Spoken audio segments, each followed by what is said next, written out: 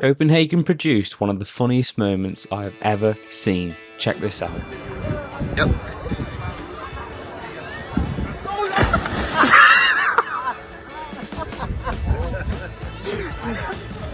That was really painful. Okay, let's just rewatch that one more time. Okay, promise this is the last time.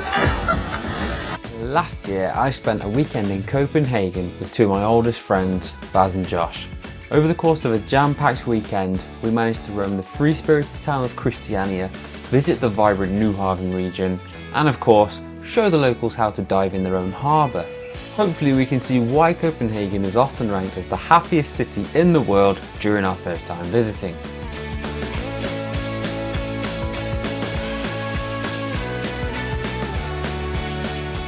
Most of our previous trips together have been adventures hiking up the UK's most well-known mountains like Ben Nevis and Snowdon. We also did a road trip around Ireland in 2023 to summit the highest peaks in both Ireland and Northern Ireland. So this trip was a little bit different for us, as this was the first time we were flying together, and also it was the first time that we've been on a European city break together. But enough of the backstory now though, let's just jump into when we arrived. After a 2-hour flight from Manchester, we arrived at Copenhagen in the late afternoon. Our accommodation was an easy 30-minute metro ride away, just north of the city centre. So we're just going into our accommodation now, or we've just come in, and Baz, let's close the door first, for the balcony, to try and get a good sea view. Looks pretty good. Wow, it's so spacious. Got a nice lounge area, kitchen as well. But if we want to cook, which we definitely won't. Bathroom as well, bathroom looks pretty spacious. I can find a light switch, oh yeah. Another bedroom. I get the sea view in here. Yeah, just about. And then I haven't even gone in this room yet. Baz has left the light on for me, what a good lad. Ooh. This is nice. So the plan for tonight is to just head out and go for some grub somewhere, because we are all absolutely starving. Hank Marvin. Pizza is the favourite right now. It's always the favourite, Josh says. Always the favourite.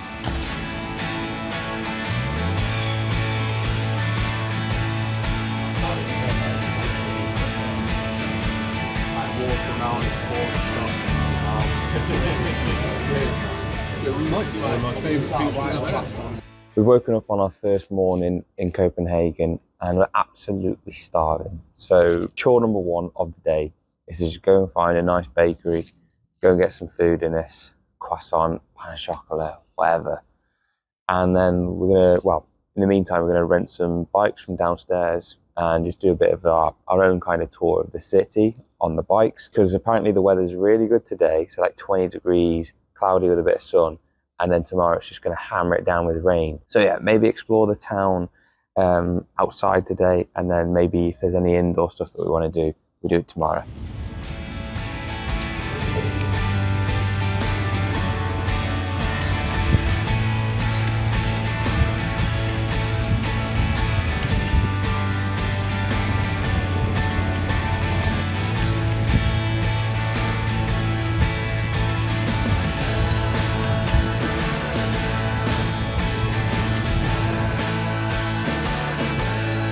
So we've made it to Nyhavn. I think that's how you pronounce it, Nyhavn. And this is meant to be a really nice place to just go and grab some food. Behind me is all the colourful buildings, and there's some more on this side as well.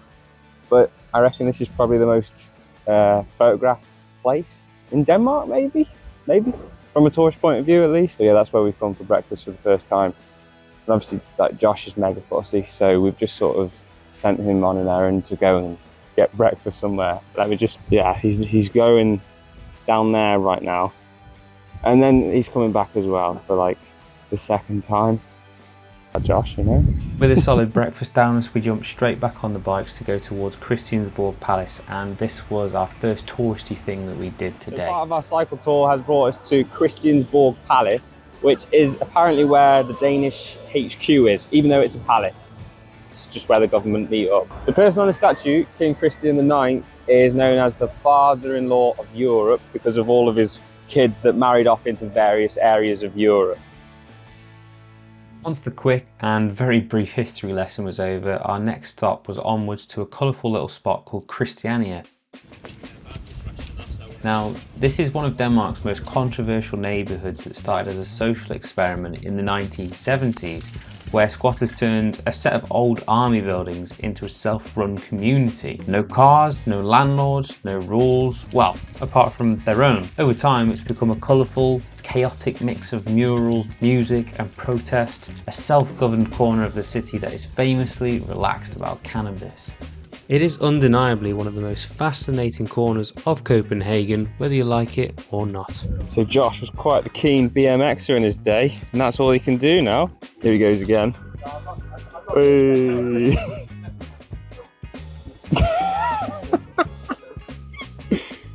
Go on, Josh, try it again. Oh, I nearly got that.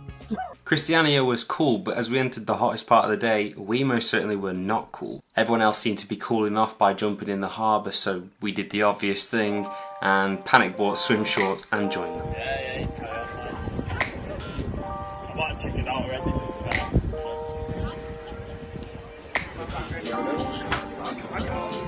So, me and Josh are going to have a dive off. Josh says he's going to win. I rate myself, I back myself after the last ones that we've just done, but I haven't dove off the top one yet, so a bit nervous. Just pointing out.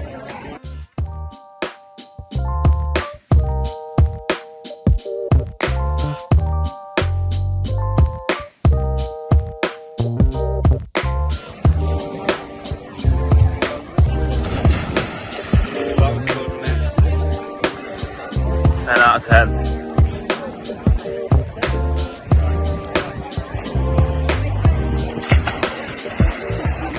Now, as we didn't have any referees to hand, I'm going to have to let the viewers decide who won that, but one thing is for sure, it definitely wasn't Baz. After a couple of hours swimming in the harbour, we walked back to the hotel to freshen up and recharge for the evening. Now, we're no different to any other group of lads, ultra competitive and desperate to have bragging rights over literally anything. So a visit to a games bar felt like the perfect way to spend the evening. Getting drunk from 7 to 3, overindulged in flesh like it's free. We're on a fast ride where monkeys killing time with machines. Making love that we don't even feel. You don't even notice if it's her or it's me. But somewhere deep in it's cutting like a knife, so you just kill it with that one. All of a sudden you are free. So we've come to a bar, which is basically a play bar. So they've got shuffleboard, pool, bowls as well. First on the agenda is shuffleboard, and Baz and Josh are currently playing. I'm actually winning at the moment, but there's a long way to go. Come on. Ooh, bit heavy. Ooh, I'll take it. Show us what you got, Baz. I hope so. Oh, Jesus. Mama say, hey, it's me. I just need some more mommy money. I'm gonna spend it. You're filling up my house, my face, my body, and my tongue, 'cause I just wanna feel good. I know where I was with you. That's a good one, actually. That was a good one.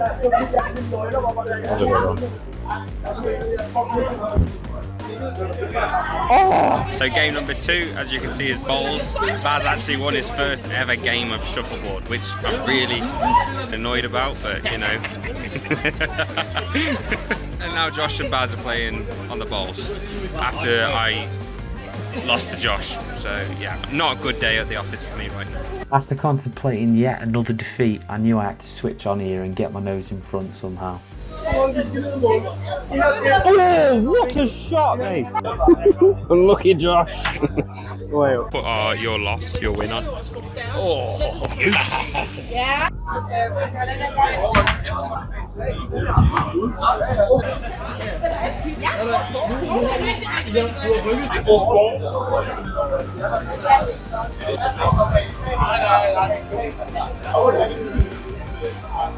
Oh, did you see that? Did you see that?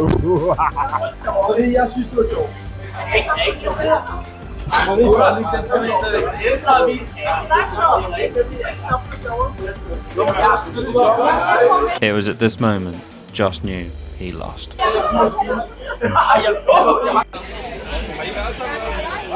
Get him.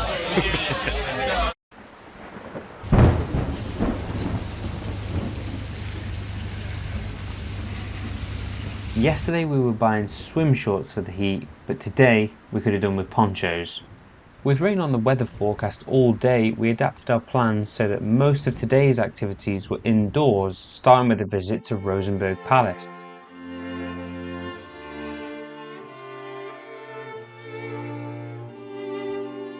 Taking nearly 15 years to complete, Rosenborg Palace was built in the early 1600s as a luxurious summer retreat for King Christian IV. But this wasn't just another royal residence. Over time, it became one of the king's absolute favourite, a sort of royal home away from home right in the heart of Copenhagen. So we are currently wandering around Rosenborg's Palace, which, for those history nerds and whatever, is the equivalent of London's Tower of London. So it's where the Danish royal family, all of their jewels are kept here, basically. So we're just wandering around at the moment. Josh has pointed out some interesting artwork on the scene. I just know that you're interested in that feature. So for anyone who's ever wondered where a king goes to the toilet, this is your answer. There's a lot of rooms in this castle and a lot of them are just artwork. But then when you go onto the third floor, it opens up into this massive ballroom. And behind me, you can see like the thrones. I think it's called the Knight's Room. If I just turn around, you can see a massive hall. Basically, it's where they threw all their massive parties. So we've come into yet another room and oh look, yeah, more portraits. Woo! They do get a bit boring after a while, I'm not gonna lie. So we're in the treasury at the moment and it's meant to be a quiet room or a quiet zone. If you're just bothered about the actual jewels and the crowns and stuff like that, and it's in the basement and they're all around you. The castle could be skipped if all you wanted to see was the jewellery and the epic crowns there. I'll be honest, after the 10th royal portrait, I was starting to drift. As impressive as Rosenborg Palace was, there was only so many oil paintings a man can take in one sitting. We needed our next visit to inject some fun into the day. We got the Illusions tickets when we were a bit tipsy in an Irish bar about half an hour ago, maybe an hour ago now. So we're thinking that now we're here at the actual, the museum illusion place, a bit tipsy, it might be even better than it's supposed to be, but we'll see, won't we? Yeah.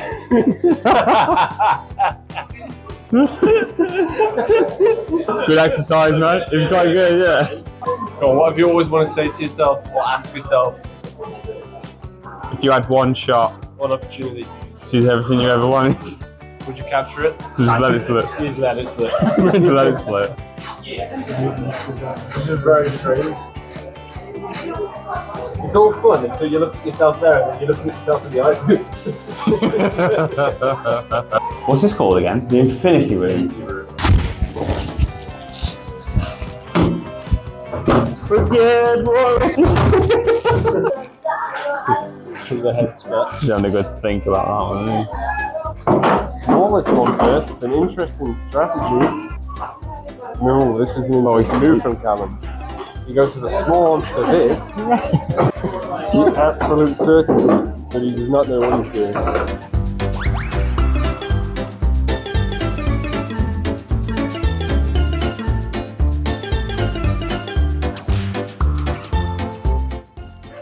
No. That was basically what Cal just said in his head. No. Now Josh is trying to have a go to try and correct Baz's mistakes.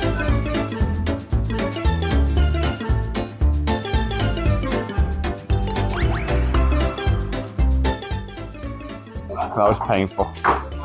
It's safe to say they never actually completed that challenge. I'm so confused. Oh my god. That was the weirdest thing I've ever done. There's gotta be a magnet on here, I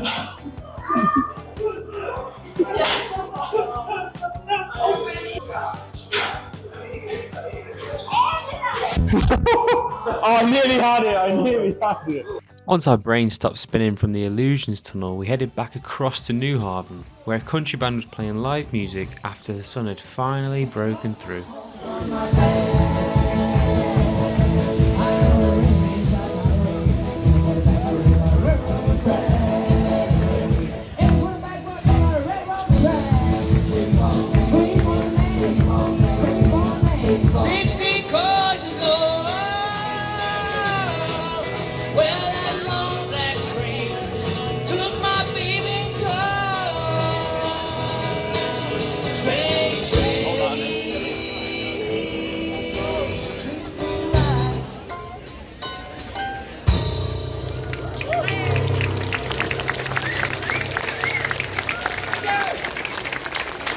This is a traditional or Danish delicacy of just hot dogs with normal onions and a load of sauce and some dried onions and pickles as well.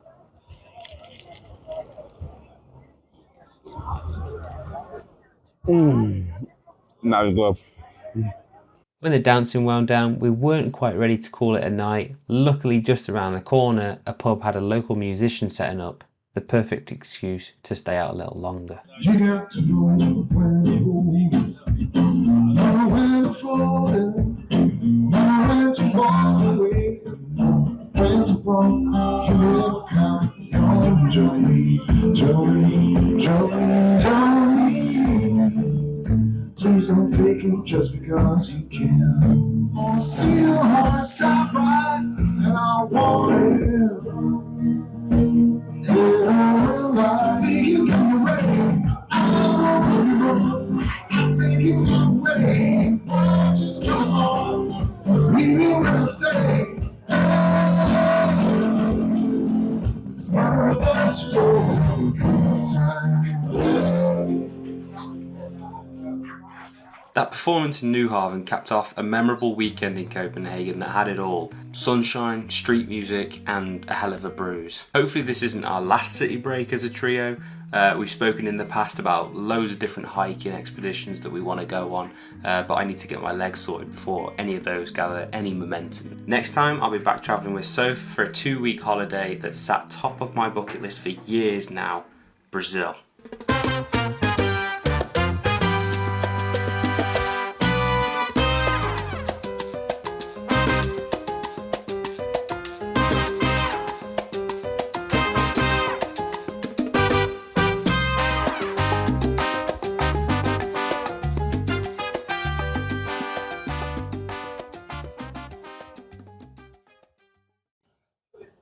There are a shit ton of rooms. No, I can't say that, can I?